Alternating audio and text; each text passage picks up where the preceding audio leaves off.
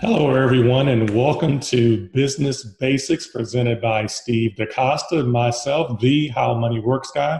Today, I just want to take a few minutes and go over just that, the business basics. I think going over business basics is very important because when it comes down to it, one of the main reasons why anyone gets into a business is to make money.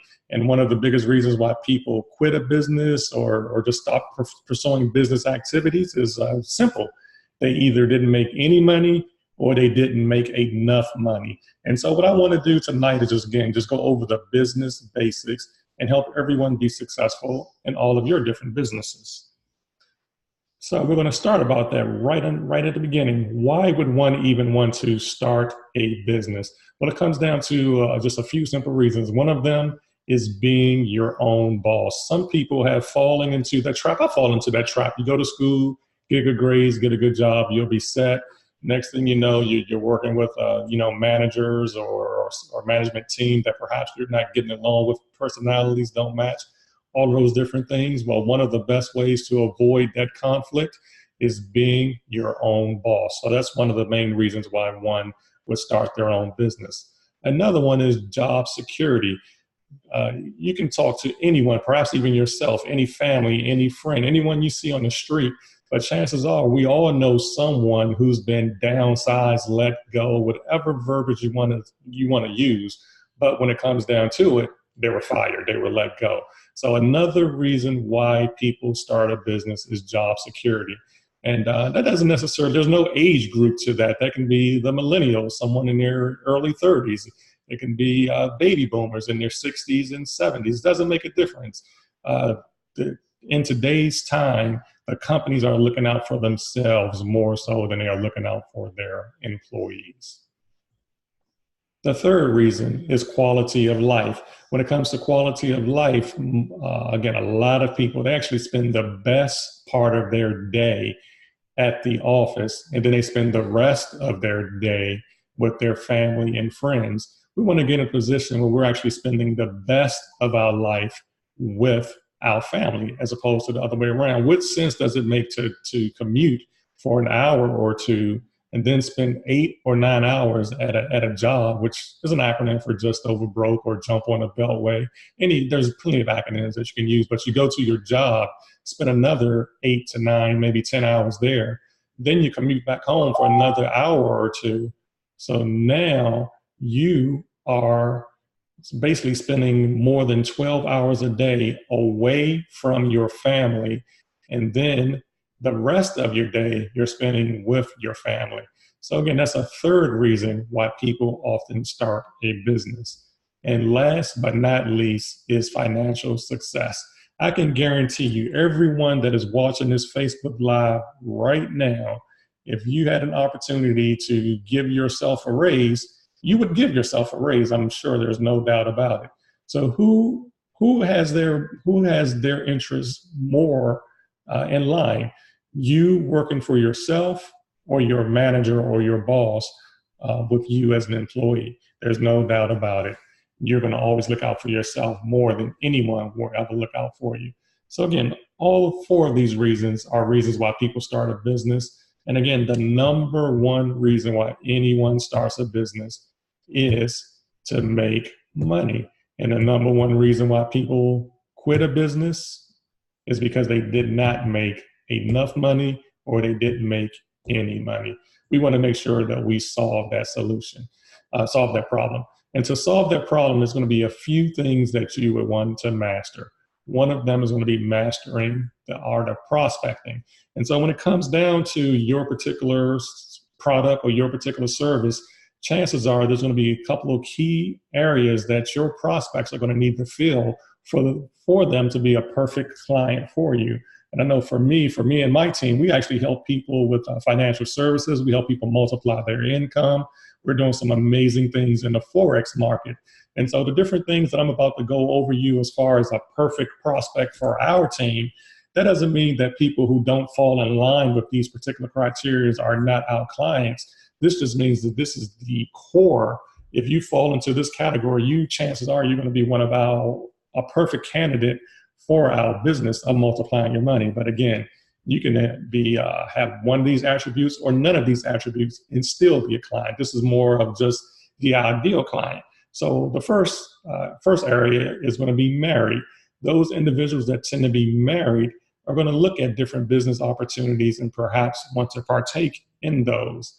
A second one is going to be a homeowner. If you own a home, if you're married and own a home, I can guarantee you that you're probably interested in multiplying money. If you have other financial services, if you have other financial services that you market and sell or produce and things of that nature, these are going to be two key areas that are going to help you identify your key customers.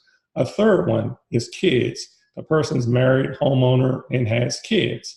If a person's employed, well, that's definitely going to be important, because whatever product and service that you have, chances are is not free. So you need some type of income coming in the door in order to take care of those particular products and services. And last but not least, live in the area for 2+ years. And so why is living in the area for 2+ years important when you're doing prospecting? Well, the first four are self-explanatory. Those four areas are going to lead to you doing business. But after you do business with someone, one of the things that I've learned and that I've experienced is referrals. And so if a person's lived in the area for 2+ years, chances are they're going to be having influence over some different people. And so the longer they lived in the area, chances are the more people they could connect you with. And in effect, it becomes a win-win for everyone, because whatever product or service you delivered, they're going to want that product and service delivered to their family, their friends, and their loved ones. And there's going to be, and so those are the key areas for my business as far as helping people multiply their money. But looking at your business, you have to define what are going to be the key areas, the people that you are looking for. Because if you don't know what you're looking for, once you find them, you don't even know you're finding them. You have to know what you're looking for. I hope that makes sense to everyone. And so the next area that you need to focus on and master is going to be setting appointments. Because once you know who your prospects are, the next thing is setting up an appointment with them. So if you do not set appointments, what happens is you're going to be constantly frustrated. And that constant frustration is going to lead you to no sales. And with no sales, that means no income. And with no sales and no income, that means you're going to be out of business pretty quickly. So we want to make sure that we master this art of setting appointments. There's a couple of success tips that I want to leave with you. One of them is when you are setting an appointment, you want to set an appointment with the decision maker.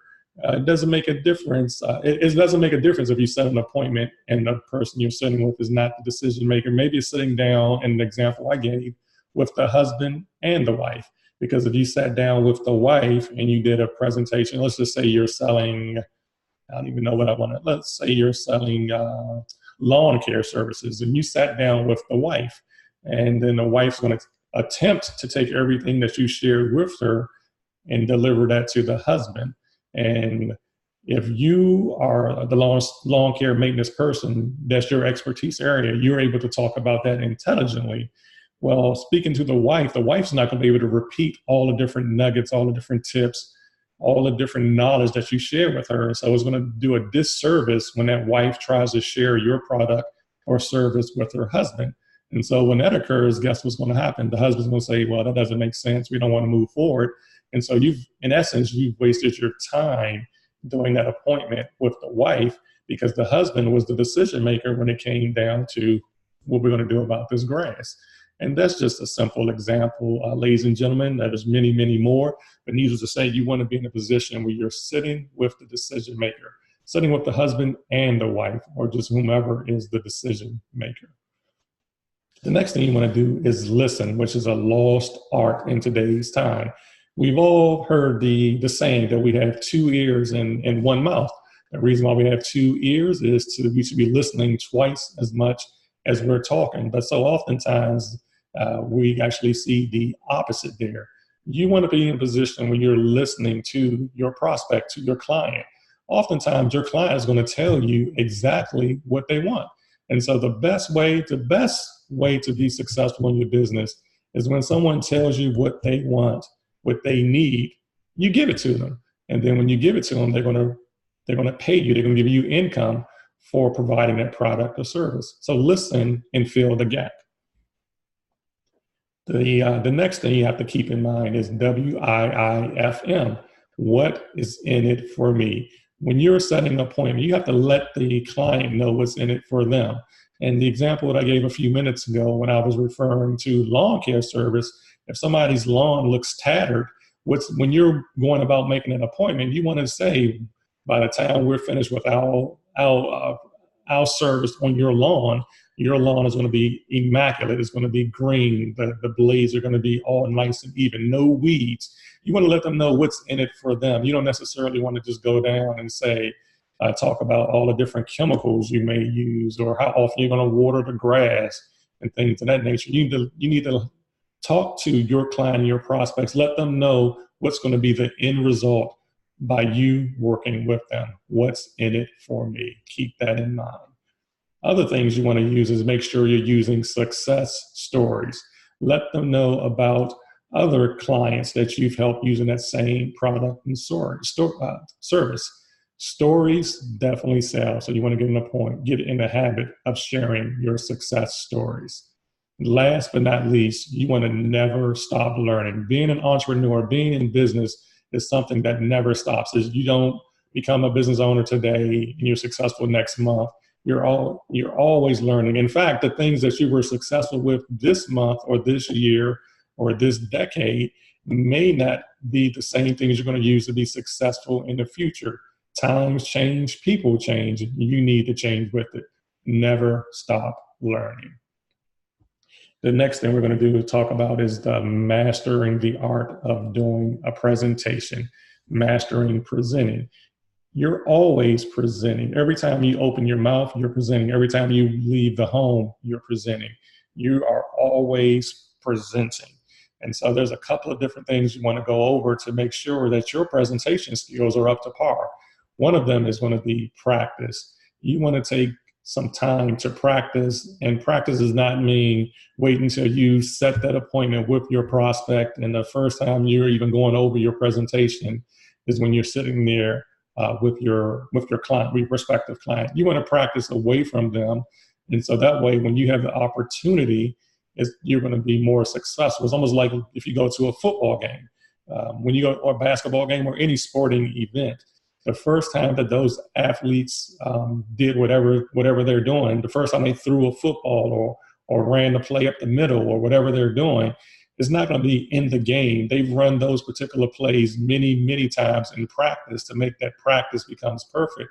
And then they execute it on game day. So that's what you want to do as well. You want to get in the habit of practicing and getting yourself better closer to perfection. You never will be perfect. No one's perfect, but you want to strive for perfection. Don't try to cover too much material. Chances are, no matter how much material you have, you're going to need about 20 to 40% of that. If you try to go into the weeds when you're just going over a presentation, the client or your prospective client may not even be interested. So you want to give them just enough to whet their appetite and let the client ask for more information. If it gets to the point where they're asking, hey, can you give me further details on this and that? Can you tell me how this works and so forth? At that point, they're showing you that they're interested and they want to move forward with owning that product or service. At that point, you can look into going a little deeper into the details. But on the front end, please don't try to cover too much material. Know your purpose. You have to know your purpose. And so every presentation can have a different purpose. You can do a presentation in front of a group of 20 to 50 people, and your purpose is just to provide information. Or you may have a call to action. Maybe you have a new book. I am working with one of my very close friends who is in the process of writing a book right now. And so the thing we talked about is when she's doing a presentation, if her goal from that presentation is to capture people to pre-order her book, we want to end the presentation with knowing the purpose, and the call to action is pre-register for the book. Maybe your call to action is to invite someone to another seminar for further information. Maybe the call to action is for to sit down for a one-on-one. But whatever your purpose is, you need to know what that is, and plan your presentation towards that particular call to action. Make the call to action very simple and easy to understand. And then last, but definitely not least, when you have the opportunity to do your presentation, deliver it with energy, deliver it with enthusiasm, and you're going to win the battle just by going at it with a lot of energy and a lot of enthusiasm. The next skill that we want to go over is master the art of overcoming objections. In fact, overcoming objections really is just a request for more information. And so this skill set I'm about to teach you now, these are, in my opinion, the easiest ways to overcome objections. First and foremost, you want to listen fully to the objection. Once you listen to that objection, you want to make sure that you understand it completely. And one of the ways of going about that is simply repeating the objection to the client. Once you repeat it to them and they respond back to you that is correct, that is the objection that I have right now. You want to go ahead and respond appropriately. And once you've responded appropriately, you want to confirm that you've satisfied the objection. So I want to give you just an example of that. One of the objections I hear the most is I simply don't have the time, or I simply don't have the money. And so I'm going to use the one of time, since that's the first one I said. I don't have enough time. And so obviously when someone says they don't have enough time, they have a family, they have, friends, they have different things they need to take care of. And so just repeat back to them. So Mr. or Mrs. Klein, to make sure I fully understand your objection, your issue, your challenge with this particular product or service, because you simply don't have any time to engage in this product or this service. And so then they're going to say, yes, that's correct. I simply don't have the time. And so now that you understand it, then you can respond back properly. So in my case, when I'm helping people multiply their money, perhaps the reason why they don't have enough time is because, as we talked about a little earlier, they're spending 1 hour to 2 hours commuting to work, spending 8 to 10 hours at work, commuting 1 hour or 2 back home.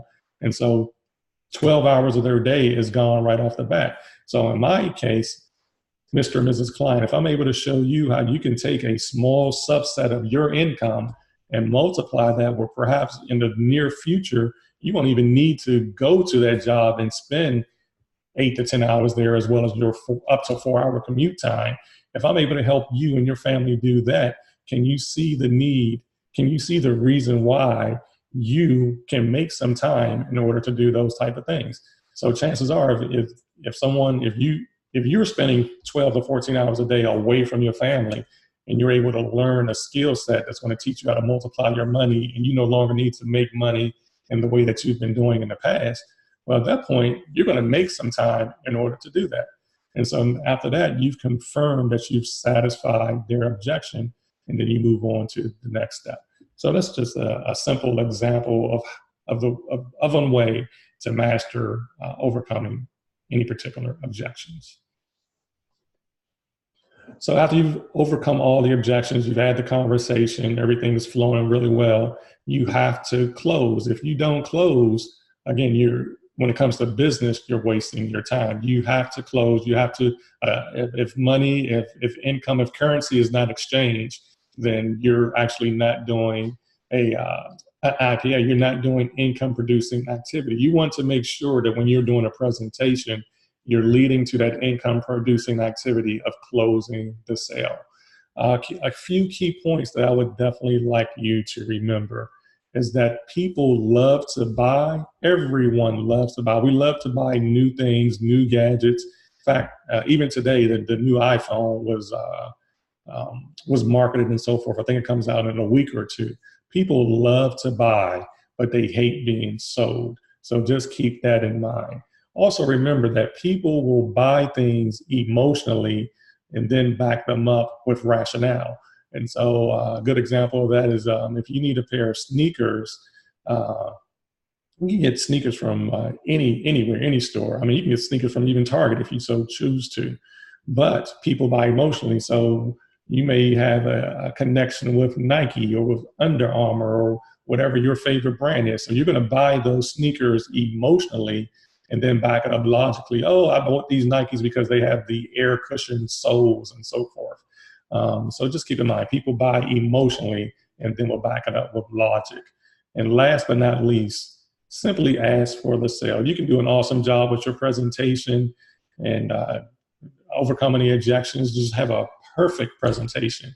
But at the end, you need to ask for the sale. How do you feel about moving forward, Mr. or Mrs. Klein? If you don't ask for that sale, chances are your prospective client's not just going to jump in and say, hey, I'm ready to buy. You have to ask for that sale and move forward from there. And so just to recap everything that we talked about today, when it comes down to business, you want to get in the habit of mastering the skill of prospecting, mastering setting appointments, mastering presentations, mastering the skill of overcoming objections. And all of that is just going to be a funnel that's going to lead you into the proper closing techniques. And so I hopefully this business basics short session was very useful for you. And I'll tell you that for the next few weeks, every Wednesday at just about 8:30 p.m., different members of my team, of my Forex team, we're going to be doing different webinars, different Facebook Lives that's going to go on totally different areas. We've talked about some of the things we've already talked about is image marketing. We've talked about mindset. Now we're talking about business basics, and the different topics are going to keep on coming over the next few weeks. And so with that being said, I hopefully you got some great information from this Facebook Live, this webinar tonight, and we definitely look forward to helping you in the very near future. Thank you all for joining, and I'll talk to you soon.